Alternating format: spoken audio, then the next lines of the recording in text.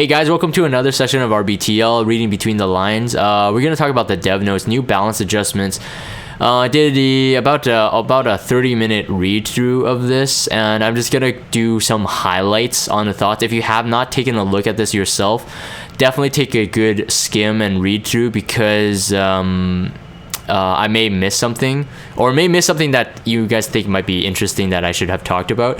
But I'm gonna go. So first things first, we got a couple things. We got heroes being upgraded. We got a preview on Charlotte's rework, which is great, and then artifact upgrades as well, buffs, so that's cool. Melissa is the first here, and I think that Melissa at this moment looks to be gonna be like one of those like really go-to heroes. I think she's gonna be as effective as a Kayron, but she doesn't have the immortality until she gets a turn. So if you're gonna build her really slow, you gotta bring her with a CR booster. If you're gonna build her decently fast, that might be usable, and that might be the go-to, to be honest. If you take a look at manifestation, is the S2, so it grants the immortality for one turn, and then the skill cooldown is reset when the enemy is defeated. This is definitely really usable if you do combo it with her S3 Blood Bloom. So if you're gonna guarantee a kill, ideally you go Blood Bloom first and then you kill them off with the S2. If it's a squishy team you're facing, you could of course split the damage. Of course, Blood Bloom has that curse debuff, which like it takes 40% more damage on any other target once they're cursed. So either you could put that into the cursed target themselves for the ensured one-shot kill, or you can split the damage and kill two people off. But as long as you get the S2 manifestation, you can kill. It resets the cooldown of this skill, which means that ideally she can extend her immortality at least for one turn, or indefinitely if you can keep up the chain cycle. So that's pretty cool. Blood Bloom, of course, is the big damage skill, and this dispels all buffs from enemy. Is an incredibly crazy buff that she gets. So one of the things that Melissa has on their S3 is that this is unaffected by elemental disadvantage. So what that means is that it's not elemental advantage, so you don't gain an extra crit rate. It's not like Luna's S3, it's not like Sid's S3, for example.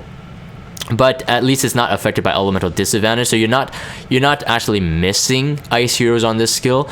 One of the main problems is that most people, if you're using Melissa on a GVG offense team, most people have an immunity buff at least, and if they wanted to go for that immunity with like MLCC barrier, getting 2 debuffs, trying to resist like those one-turn strippers like ML Lytica or something, you can't really do it here because it dispels all debuffs from the enemy. So that's fantastic, and then you curse them for 2 turns. So everything else in Melissa's kit used to be already really good as a damage dealer, but situationally speaking, in terms of like people having immunity, you know, she's not Kayron. She was kind of hard to use, but now I think with these buffs though, she's definitely a go-to. Definitely thinking about reworking her, putting her gear on, and I guess the next I mean, this is the dev note, so I guess the next closest free equip event is happening in about like 2 weeks or whatever from this recording. So Melissa is very good, very top level. Cecilia's buffs are kind of nice too. Up to 100% chance to decrease the attack for 2 turns on her S2, and this is increased Mola.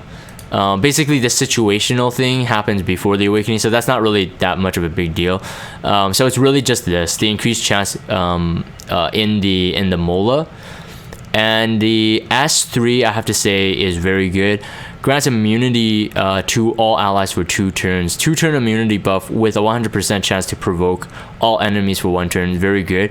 I think immunity buffers, like in the case of like Vivian, C. Armin, different usages, but they all have immunity buff. Getting immunity buffers into the game right now, I think, is very, very valuable. So this makes Cecilia definitely valuable for first turn provoker, first turn immunity buffer, if you don't have someone running quicker than her, of course. Tenebria, now this part is a bit interesting. Even reading the footnotes here, I think there's some typos. One, the Nightmare, so the S3 itself, there doesn't seem to be a change between the two. It's all 85, and then the Sleep here on the, I think on the Dark Explosion, yeah, anyways, I think there's some weirdness to it, so I'm not quite sure, like other than the Awakening After, like getting up to 75% chance. In the footnotes I read that it's supposed to be equivalent to this debuff. I may have read that wrong, but regardless, there's not much I can say about Tenebria since we don't know what this does. Yeah, anyway, increasing the sleep chance is good because she gets a CR boost and stuff like that too. But at the reading right now, I don't think Tenebria is that important. Feels bad, man. Spectre Tenebria, this seems to be a darn good buff. The skill cannot trigger a dual attack, so her S1 basically cannot trigger a counter attack, rather. I keep saying dual attack. Counter attack, and attacks 2 enemies when Endless Nightmare is on cooldown. So the cannot trigger a counter attack, this goes for it even without the cooldown. At least I'm hoping so, if the period there is meant to be a different clause. But attacks 2 enemies when Endless Nightmare, so that's the S3, is on cooldown, and it doesn't trigger a counterattack. It makes her so usable now, going into like, you know, like ML Ken comps and stuff like that. Not saying that she wasn't before, but you did have to do some like working around to make sure you kill off the ML Ken. I mean, one of the ways the Spectre Tenebria can die really is only against cleave comps, or at least against people who can counterattack or Elber's Ritual Sword. So this counterattack mechanic counts Elber's Ritual Sword, any innate counterattack, so like ML Ken, but it does not consider SSB's S2. SSB's S2 is not considered a counterattack. I'm sure everyone knows that, but just to say that. And then of course counter set. Covenant 3-star, 4-star. The Rose one is decent. I think for basically the increased barrier strength is going to be increased like by 100%, so double. And it's scaled on the defense. So the idea here, at least in the footnotes, the devs are kind of giving us their thought. When she does the S3, she will have a defense buff for 2 turns.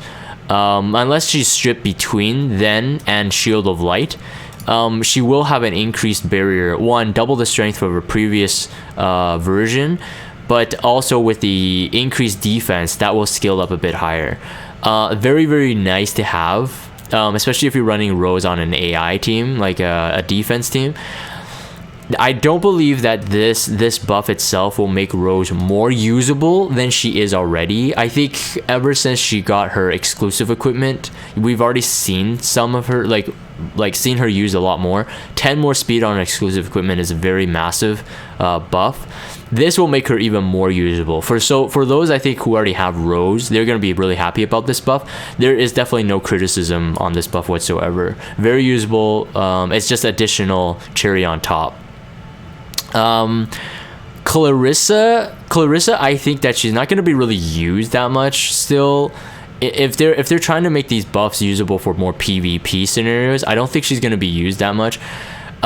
You really get an additional like you get 2 bleeding, but for 2 turns, and you get a 50% chance to decrease the defense for 2 turns. 50% chance defense break is nice to have. Not good enough in my opinion.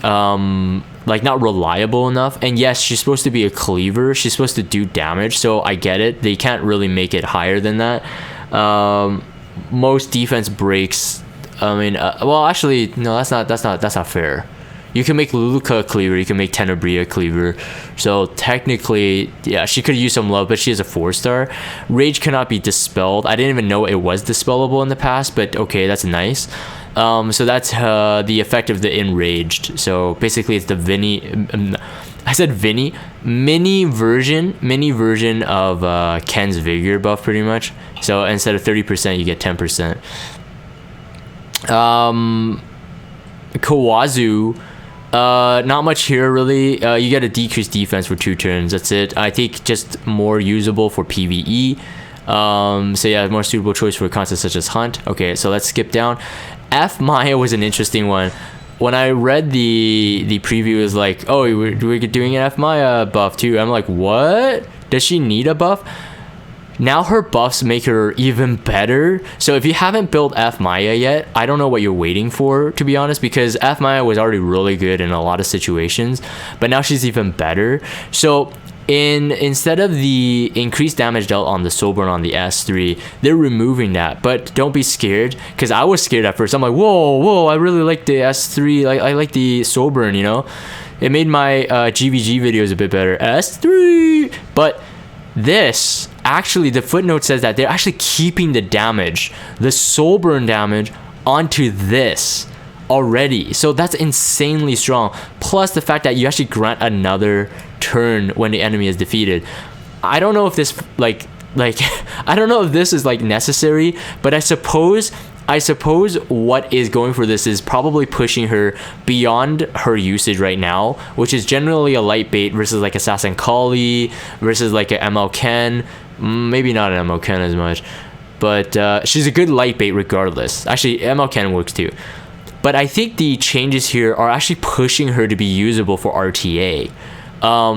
One, soul burn is only 10, but increases the provoke chance to 100%. Seeing that change right there is also even if you don't, it's up from a 50% chance to 75% chance to provoke. So she's as good as any knight now. Most knights can provoke, at least on the S1, 75% chance after Mola. She can now do this as well. My question is though, I don't think that she actually, no, there's no change in the Mola distribution. So she gets 75 for free, I think.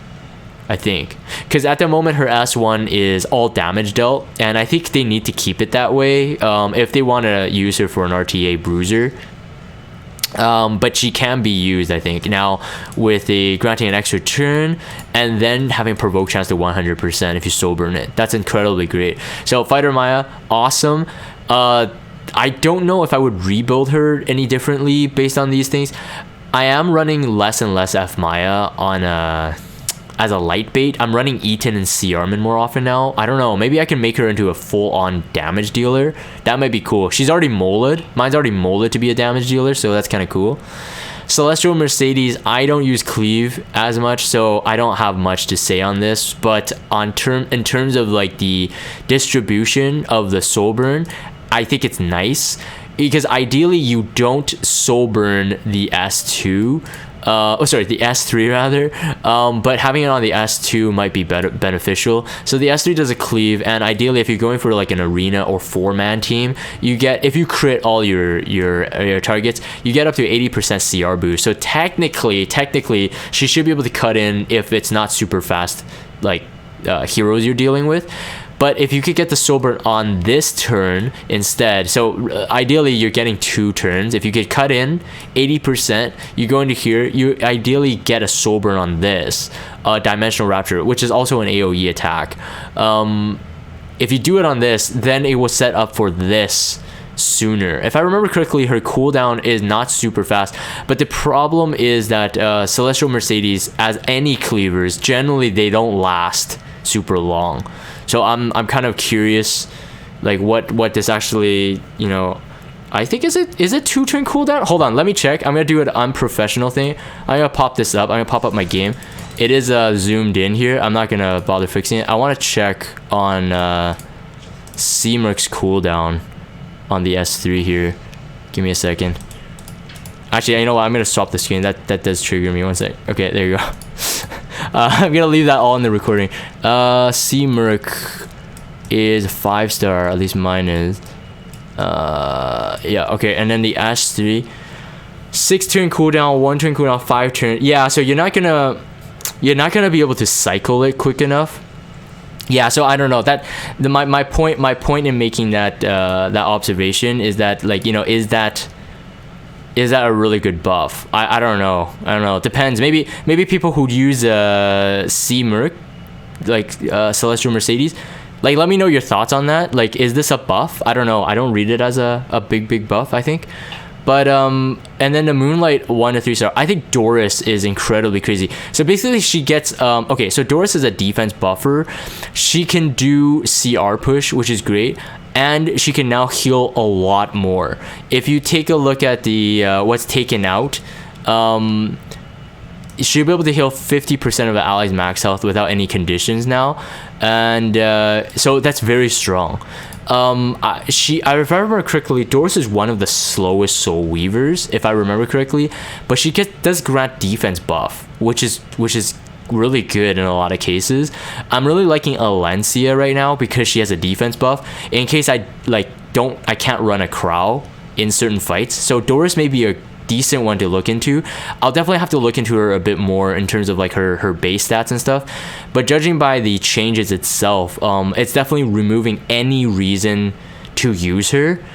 Defense buffer with high healing potential and CR push is very good.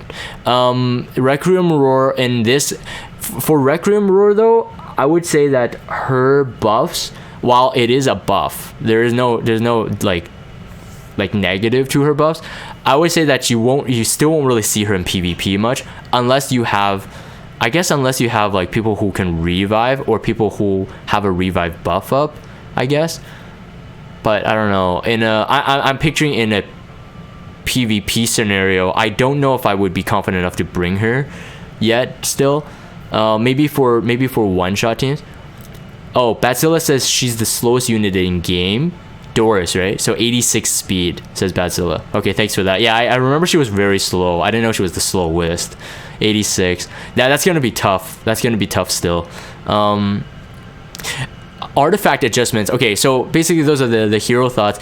Artifact adjustments. This is gonna be crazy. Holy Sacrifice barrier is granted for 1 turn after they're dead, and it scales on the caster's max health. Now we don't have the numbers specifically, but in my opinion, this means that this is like one of Crow's go-to artifacts on a defense team. If you could run them really fast and just make it turn cycle really good, they would pretty much have to be forced to running some sort of reviver on the team, or at least ensure that they can tank it. So like something like a Dark Corvus and like 2 Earth heroes or something like that, something to force it, or run like a Kates with invincibility and Kayron with immortality, something like that. You have to bait it away now. It's gonna be really crazy because it depends on the barrier like proportion to that health. You might not be able to kill off that Crow quick.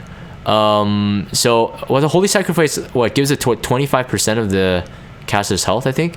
Yeah, 25% right there.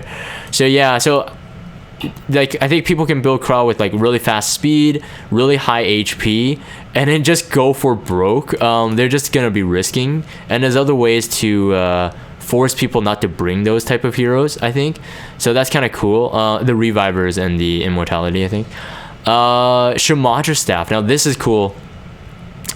Effect resistance of all allies is increased by 20%. The healing effect is 20% up to 40%. Now there was some talk on the stream chat before I did the recording here. It's like, does this affect resistance? Because there's no like separation to the clause, does this mean that the max 40 is both? I'm assuming it's not. Otherwise, Shamadra Staff becomes one of the most broken artifacts. 40% effect resistance on an artifact is insanely high. 20% to me is already good enough, but I do think that the max 40 is the heal effect. They did state this though, that in the new description, the increased effect resistance does not stack with other Shamadra Staffs. So I think with that sentiment alone, I don't think that this can be 40%. Otherwise, I think that's so broken. But they did that for Alexis Basket, although that's a proc rate one. This is like, as soon as you equip it, you get the effects right away. So I don't think so. I think the 40% is the healing, but very good artifact to have. I think if you're running double healer comps, and let's say like a Sustainy Bruiser, you should by default almost run a Soul Weaver on Shamadra Staff. So like if you run like Apocalypse Ravi's like self heals, or either in her passive or her lifesteal, will gain from Shamadra Staff. And she can use the effect resistance, so that's very, very nice to have. Uberius Tooth. Now you don't need a critical hit to get the increased attack. So I was saying that right off the bat, like first things first, I just thought of Gunther. So Gunther has already, well, you should build him with really high attack anyway, and it scales more damage proportional to the caster's attack. Now Iberia's Tooth does do the additional attack, and it ignores certain amount of defense. In my recollection, it doesn't ignore all defense. It's not 100%, but it would be like very high still. So regardless, even if you don't put it on a Gunther, it still would be decent. At least you don't have to critical hit. But in my opinion though, outside of Gunther himself, I don't know if I would go with anything else. I think it would be interesting to do a damage test though. Gunther on like a portrait, and Gunther versus Iberia's Tooth now. Just because we could never test Iberia's Tooth on Gunther prior to this change that's coming. So that's fantastic. Ignis Orb is very cool too. Some people do run Vivian on defense, and I think Vivian can work on defense. I've seen a couple players use it successfully, including one of my ex-guild members. And I think he ran Ignis Orb on his Vivian. It did high damage, but so with Vivian, if you have Vivian really fast and she does get the first turn, immunity buff, greater attack buff on herself, okay, greater attack buff, and then if you do get this maxed, 120% of that of her attack. She has pretty high base attack too, and so usually people won't be able to one-shot her from that turn on unless they strip the barrier. But it increases the damage for the next turn by 15%. So that's like a smaller version, like an innate Wind Rider almost. So that is stackable with her greater attack buff that she self buffs, and you get increased damage. Her S2 is already very, very strong. So if people are going into Vivian comps, either you really do have to kill her off quick, like speed cleave, or you really have to bring really high sustaining heroes or revivers now. If you're using Ignis Orb on her, of course. But I mean, this is very good. Ignis Orb, I'm wondering if Ignis Orb would work for Melissa.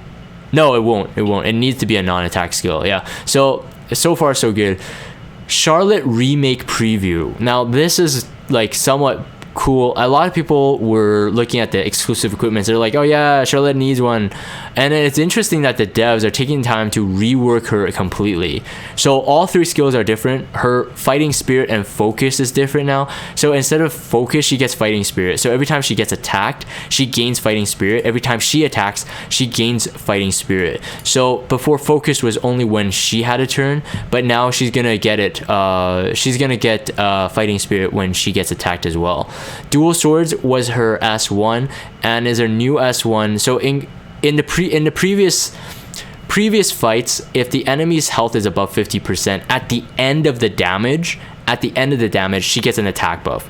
So if they started at above 50%, but you did the S1 and it went down to 50%, she actually does a defense decrease. So sometimes in like when I'm using her in raid and hell raid, sometimes I'm like, okay, I want an attack buff, but then boom, she goes down, like the enemy goes down under 50, and I don't get the attack buff, which is really nice to have because I have other forms of defense breaks. It's too conditional, it's too situational, and the devs are saying that, okay, because of that aspect, they're changing it completely. So up to a 50% chance, I'm assuming this is, yeah, so this is Mola, of course, to decrease the attack for one turn, and when the caster is buffed and activates the skill on their turn, the attack will be targeting all enemies, so it becomes a cleaving skill. Increases the combat readiness by 20%. This skill does not trigger a dual attack. This is fantastic. Basically, they're combining the combat readiness from her S2, her original S2, into the S1. Only when she's buffed, though, will she get the combat readiness push, though. So on her turn, so this means that, no dual attacks. If someone dual attacks with Charlotte going into the dual attack, she's only going to have the defense down. Oh, sorry, the attack down, but not the AoE portion. And when it's attacking on her turn, she does a cleave. Now, in the footnotes, it says that they are reducing the damage by 10% on the S1. And I think it's to compensate that this could be an AoE attack. She has a 1 times mod in her previous rendition. If you do remove 10% of that, it's a 0 times mod. So 0.9 is still very high. That's like a Vildred, Earth Vildred cleave. S3 without a soul burn. So that's very standard for a cleaving skill. It's not super strong, but for an S1, that's actually very high. It has a 1 times power as well, for those who are looking into those differences in the data mine. Let's see here, and then we have Will of the Swamp. And originally it was called Grand Slam. So sorry, Grand Slam. Isn't that like something like IHOP or Denny's serves as like a pancake breakfast? Grand Slam is like 2 eggs, 2 sausage, 2 hash brown, or like two ham. Yeah, okay, never mind. Ground Slam. Sorry, I'm thinking about breakfast already. I'm recording this around breakfast time. Ground Slam. Okay, before it did up to 25%, 35% chance to stun for 1 turn. I never did mola this because 35% it was like not worth moling to me. Plus the fact is that you have to get to +4, but you get before you get it. But it increases the combat readiness by 30% each time the enemy is stunned. Now realistically that would sound really good because you technically, if you were lucky enough to stun multiple targets, you get another turn quick. She's very slow, and unless you're running her on a speed set, she's not going to get turns really fast. It was very hard to use. I hardly used this even when I was in Hell Raid. I only did this because I ran out of the cooldown for my S3, and so I'm like, okay, maybe I'll try it out. But I hardly use it in a serious fight. Like if I was in a Hell Raid and fighting a boss, I never used the S2 ever. S1, S3 was the only ones I go for. Now, Will of the Swamp. So when attacked, the caster is granted increased attack and defense. It acquires 10 fighting spirit when attacked. Okay, so she's still able to do self buffs, attack and defense. She is also able to like do this, like trigger a counter attack to get herself buffed. So of course the defense and attack buff doesn't happen until she gets hit. So let's say if you want to buff her and you want to go into an ML Ken, and you wanted the buff, right? You're going to get attacked first, and then you get the buff. So you got to make sure you can compensate for the damage incoming from ML Ken. Hopefully you don't attack him with an attack buff up.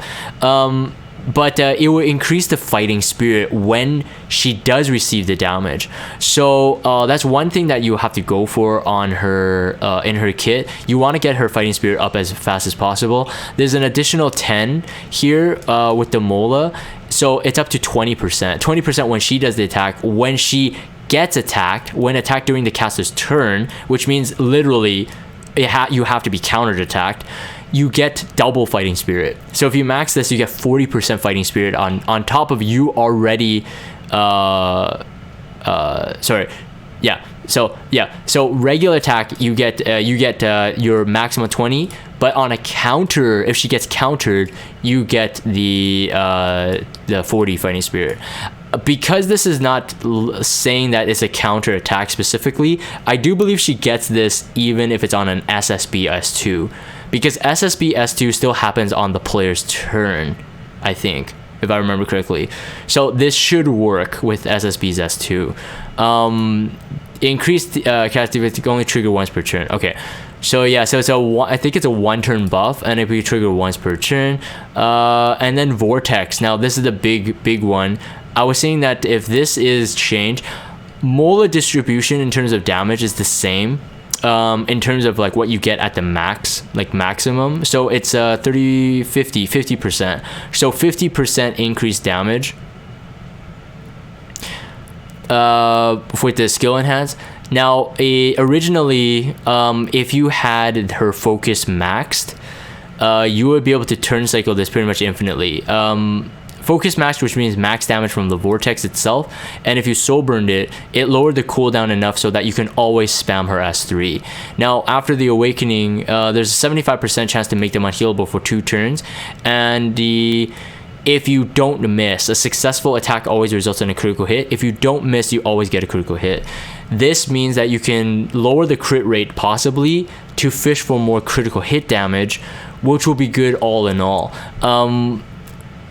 Yeah, 75% chance. If you do the soul burn, so okay, when you use this, it consumes all of your fighting spirit.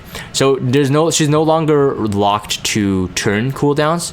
But if you do soul burn it, which only costs 10 souls, so it's still really cheap, it requires 100 fighting spirit after using the skill. So depending on the fight, depending on the situation, you may not even need to do this to get your fighting spirit up, but realistically, if you do get 10 souls, you'll be able to do it and spam Vortex all over again.